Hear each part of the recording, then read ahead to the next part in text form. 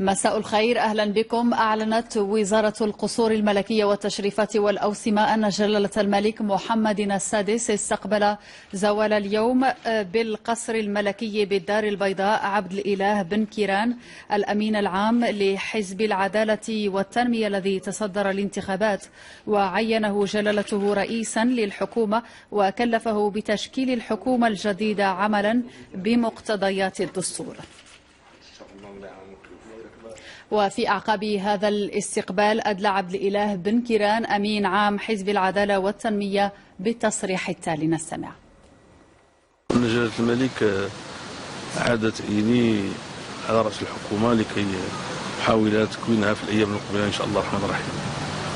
فجزا الله خيرا جلالة الملك، وأسأل الله سبحانه وتعالى أن يعينني في هذه المهمة من جديد. وإن شاء الله الرحمن الرحيم يعني في أقرب فرصة سوف أدخل في اتصالات مع الأحزاب السياسية لنرى إمكانية العمل في المستقبل سويا إن شاء الله. شكرا.